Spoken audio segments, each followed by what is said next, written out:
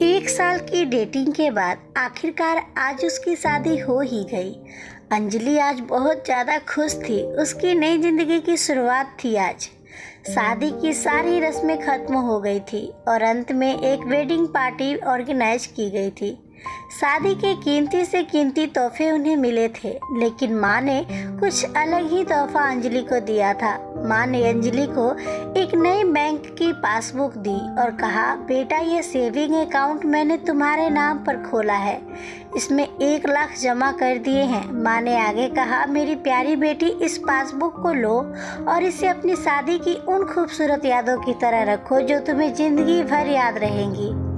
जब जब कुछ अच्छा और यादगार तुम्हारी जिंदगी में घटे तो इसमें कुछ रकम जमा कर दिया करना, और यह रकम किस कारण से जमा कर रही हो वह ज़रूर मेंशन करना। जितनी ज़्यादा खुशी का दिन होगा उतने ज़्यादा पैसे तुम इसमें जमा कर सकती हो। पहली राशि मैंने तुम्हारे लिए जमा कर दी है, अब इसे आगे तुम अपने पति के साथ बढ़ाना, और जब कई सालों बाद तुम इसे देखोगे तो तुम्हें पता चलेगा कि तुमने अपने जीवन में एक दूसरे के साथ कितनी खुशी के पल साथ में जिए हैं। अंजलि ने बाद में ये बात अपने पति को भी बताई। दोनों को ही यह सुझाव बड़ा ही पसंद आया और अब वह दोनों ही उस वक्त का इंतजार करने लगे जब इस खाते में कुछ पैसे जमा करा पाए। महीनों बाद उनकी पासबुक कुछ इस तरह से दिखने लगी। 19 जनवरी 10,000 शादी के बाद पति का पहला बर्थडे मनाया। 27 फरवरी 20,000 पत्नी को नौकरी मिली। 25 मई 20,000 वेकेशन शिमला में। 3 जून 50,000 पत्नी प्रेग्नेंट हुई। 22 जुलाई 40,000 पति को प्रमोशन मिला।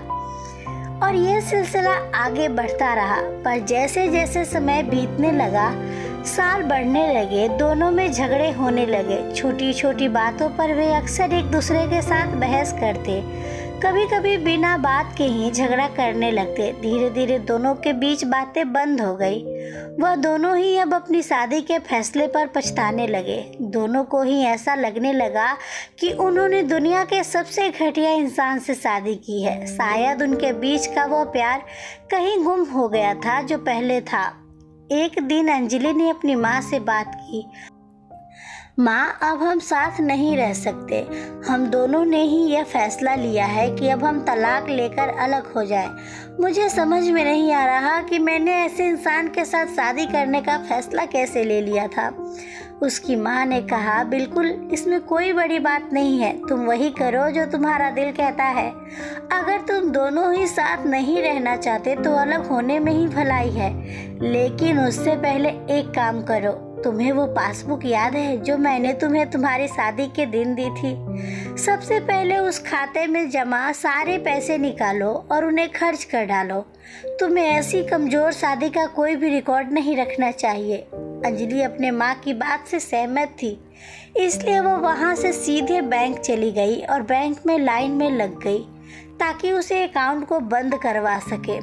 जब वो लाइन में खड़े होकर इंतजार कर रही थी तब उसने एक नज़र उस पासबुक के अंदर लिखे रिकॉर्ड्स पर डाली। उसने पढ़ा और पढ़ती गई। वो सारी खुशियाँ, आनंद के पल जो उसने अपने पति के साथ जिए थे, सब उसकी आंखों के सामने आ गए और उसकी आंखों में आंसू आ गए। वो तुरंत वहाँ से निकल अपने घर पहुँची।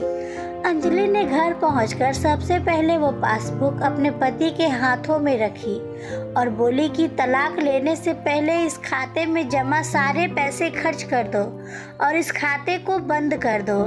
अगले दिन पति बैंक गया और खाता बंद कराने के लिए लाइन में लगा। जब वो लाइन में अपना नंबर आने का इंतजार कर रहा था, उसने एक नज़र उस पासबुक पर डाली। उसने पासबुक के अंदर लिखे रिकॉर्ड्स को पढ़ा और पढ़ते ही गया। भूतकाल में अपनी पत्नी के संग जिए वो खुशियों के पल, वो सुंदर यादें, वो प्यार के पल उसके नज़रों के सामने किसी मूवी की तरह चलने लगे। थोड़ी देर बाद वह भी बैंक से निकला और सीधे घर पहुंचा। घर पहुंचकर पासबुक उसने अंजलि के हाथ में रख दी। अंजलि ने जब उस पासबुक को खोल कर देखा, उसमें एक नई एंट्री 10 लाख की थी और उसके कारण के रूप में लिखा था, यह वह दिन है जब मुझे यह एहसास हुआ कि मैं तुमसे कितना प्यार करता हूँ, और यह भी कि तुमने मेरी जिंदगी में कितनी खुशियाँ लाई हैं। वह दोनों एक दूसरे के गले लग गए, खूब रोए और उन्होंने उस पासबुक को संभाल कर तिजोरी में रख दी। दोस्तों, जिंदगी में गिरना कोई बड़ी बात नहीं है। जब आप किसी भी कारण से गिरते हो तो आपको हमेशा कहाँ गिरे हो उससे ज़्यादा गिरने से पहले आप कहाँ थे वह याद रखना चाहिए। गलतियों को सुधार कर आगे बढ़ने का नाम ही तो जिंदगी है।